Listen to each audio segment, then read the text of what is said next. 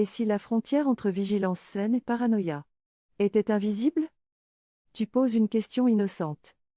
Tu vérifies son téléphone une fois. Tu respires pendant un silence. Où est la limite? Quand la protection devient-elle emprisonnement? Quand l'amour devient-il contrôle? Si tu te poses ces questions, ce n'est pas de la faiblesse. C'est le signe que tu cherches à aimer sans détruire. Aujourd'hui, je vais te montrer la frontière invisible entre vigilance saine et paranoïa toxique. Pas pour te juger, mais pour te donner les repères concrets qui sauvent les couples. Il y a 3 ans, j'étais dans cette zone floue. Je vérifiais le téléphone de mon partenaire. Pas parce que j'avais une preuve, mais parce que l'angoisse me réveillait la nuit. Un soir, il m'a dit, « Tu cherches des mensonges ou tu cherches la vérité ?» Cette question m'a brisée. Parce que je ne savais plus la réponse. J'ai compris ce jour-là. La vigilance protège le lien. La paranoïa le détruit.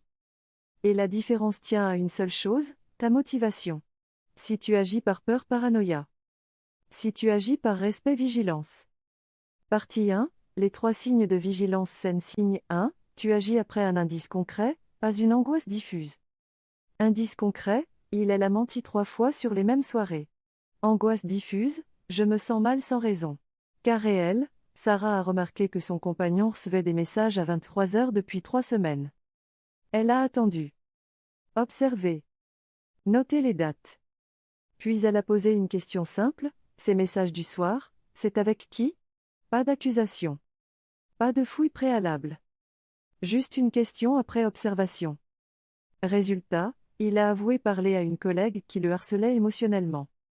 Pas d'infidélité. Mais un problème réel qu'ils ont résolu ensemble. La vigilance saine attend les indices avant d'agir. Signe 2, tu poses une question. Puis tu acceptes la réponse. Tu écoutes calmement. Tu observes son langage corporel. Tu choisis, croire ou partir. Mais tu ne restes pas dans le flou. Tu ne fouilles pas après sa réponse. Tu ne l'interroges pas pendant des heures. Cas réel, Marc a demandé à sa femme, « Tu as vu ton ex ce week-end ?» Elle a répondu, « Oui, au supermarché. » 2 minutes. Je ne l'ai pas cherché. Marc a observé, voix calme, regard direct, détails concrets. Il a choisi de croire. Il n'a pas vérifié ses messages après. Il n'a pas appelé le supermarché pour confirmer. La vigilance saine accepte les réponses honnêtes sans exiger des preuves infinies. Signe 3, tu continues à vivre ta vie en parallèle. Tu sors avec tes amis ES. Tu poursuis tes projets professionnels. Tu respires pendant les silences.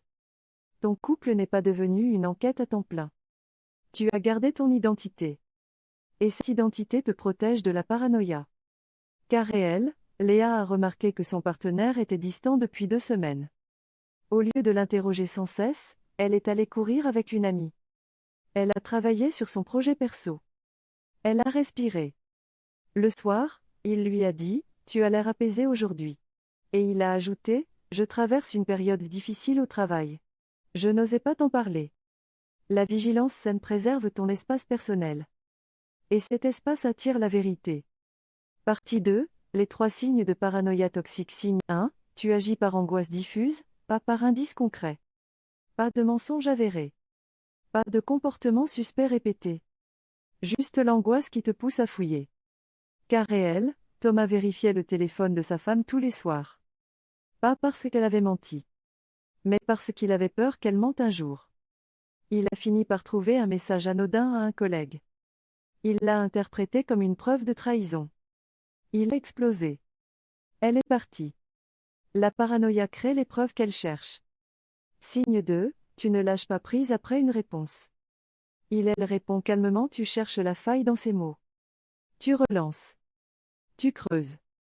Tu exiges des preuves supplémentaires. Tu transformes chaque silence en aveu de culpabilité. Cas réel. Clara a demandé à son mari, « Tu as vu ton ex ce week-end ?» Il a répondu, « Non. » Au lieu de respirer, Clara a enchaîné, « Tu en es sûr? Tu n'as pas croisé quelqu'un par hasard? Tu me le jures ?» Il s'est fermé. Pas parce qu'il mentait, mais parce qu'il se sentait accusé sans raison. La paranoïa transforme les réponses honnêtes en mensonges imaginaires. Signe 3. Ta vie entière tourne autour de son comportement. Tu annules tes sorties pour vérifier où elle va. Tu analyses chaque message pendant des heures. Tu interroges ses amis ES pour confirmer ses dires. Tu n'es plus toi. Tu es devenu détective dans une enquête qui n'existe que dans ta tête. Cas réel. Emily a arrêté de voir ses amis ES depuis 6 mois. Elle passait ses soirées à analyser les stories de son compagnon. À compter les likes sur ses photos.